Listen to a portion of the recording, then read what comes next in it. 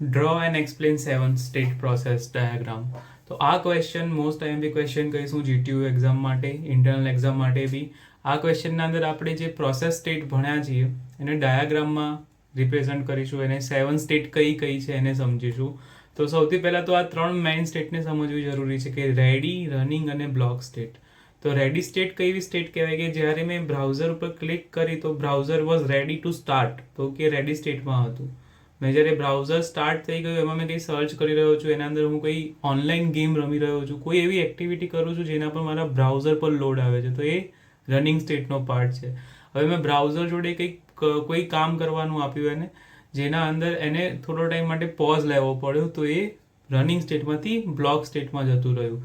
હવે એને થોડી વાર પોઝ તો લીધો, બટ હવે એ તૈયાર થઈ ગયું ફરી પાછું વર્ક કરવા માટે, તો એ પાછું બ્લોક સ્ટેટમાંથી રેડી સ્ટેટમાં આવી ગયું. તો તમે સમજી શકો છો કે રનિંગ સ્ટેટના અંદરથી તમે બ્લોક સ્ટેટમાં ગયા, રનિંગ સ્ટેટમાંથી તમે રેડી સ્ટેટમાં બી આવ્યા, રેડી સ્ટેટમાંથી આપણે ક્યાં ગયા હતા? રનિંગ સ્ટેટમાં. અને બ્લોક સ્ટેટમાંથી આપણે લાસ્ટમાં ક્યાં આવ્યા હતા? રેડી સ્ટેટમાં. Right? This is the 7 state process diagram. Please અહીંયા ધ્યાન આપજો, મોસ્ટ આઈએમપી ક્વેશ્ચન, મારી સાથે રહેજો, હું ડીપ સુધી ટચ કરીને તમને સમજાવીશ.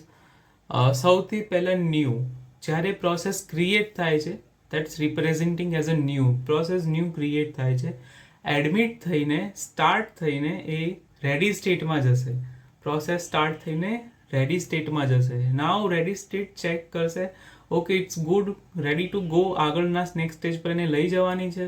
કમ્પ્યુટર એને પૂછશે ઓકે આગળ લઈ જવું આને, હા લઈ જવાની છે, તો એને ડિસ્પેચ કરવામાં આવશે. ડિસ્પેચ કરતાં એ રનિંગ સ્ટેટમાં જશે. ઓકે, અને અગર રનિંગ સ્ટેટમાં કોઈ પ્રોબ્લેમ હશે, અગર ટાઈમ આઉટ, જેમ કે કોઈ વાર પ્રોગ્રામનું કમ્પાઇલેશન ઇન્ફાઇનાઇટ ટાઈમમાં જતું રહે છે, કોઈ ટાઈમ આઉટ આવશે તો એ વાપસ મતલબ ફરીથી રેડી સ્ટેટમાં આવી જશે.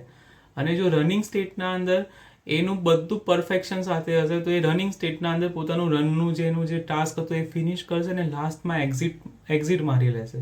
બટ રનિંગ સ્ટેટના અંદર તમે કોઈ ઇવેન્ટનો વેઇટ કરાવ્યો, જેમ કે મેં કોઈ પ્રોગ્રામ લખ્યો છે, પ્રોગ્રામ બીજા પ્રોગ્રામને કોલ કરે છે, પણ જે સેકન્ડ પ્રોગ્રામ છે એનું પ્રોગ્રામિંગ હજુ થયું જ નથી. સો ત્યાં કોઈ ઇવેન્ટ કોલ થઈ રહ્યો છે કે ત્યાં મારે હવે બીજા પ્રોગ્રામનો વેઇટ કરવો પડશે. તો આ કન્ડિશનના અંદર મારી રનિંગ સ્ટેટના અંદરથી પ્રોસેસ બ્લોક સ્ટેટના અંદર આવી જશે. હવે બ્લોક સ્ટેટના અંદરથી બી 2 ઇવેન્ટ જઈ શકે છે કે બ્લોક સ્ટેટના અંદર મારી પ્રોસેસ તૈયાર છે અને એનું સોલ્યુશન મળી ગયું, તો એ ક્યાં જશે? ઇવેન્ટ અકર થઈ ગયો તો એ રેડી સ્ટેટમાં જતું રહેશે. બટ ઇવેન્ટ અકર નથી થતો તો બ્લોક સ્ટેટ એને સસ્પેન્ડેડ સ્ટેટમાં નાખી દેશે. ઓકે, અને આ જો તમે જોઈ શકતા હોય, બ્લોક સ્ટેટ એને સસ્પેન્ડેડ સ્ટેટમાં નાખી દેશે. આ જે પોર્શન છે, આ આટલો પોર્શન મેમરી સંભાળે છે, મતલબ મારી રેમ, મારી મેઇન મેમરી આ પ્રોસેસ બ્લોકને આટલો ભાગ સંભાળે છે. અને જે બાકીનો જે આ પોર્શન છે, અગર મારી પ્રોસેસ સસ્પેન્ડેડ સ્ટેટમાં જતી રહે છે તો સસ્પેન્ડેડ બ્લોક ક્રિએટ થાય છે.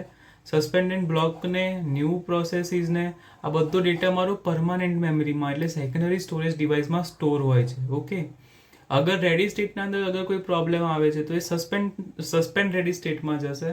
સસ્પેન્ડ રેડી સ્ટેટમાંથી એ ફરી પાછી રેડી સ્ટેટમાં જશે. આ ક્વેશ્ચન તમને સમજાતો હશે. ઓકે, અહીંયા દરેક, જેમ કે ન્યૂનો પર્પઝ છે પ્રોસેસ બીઇંગ ક્રિએટેડ, રેડીનો પર્પઝ છે કે process is waiting to run, runnable temporary stop to let another process run.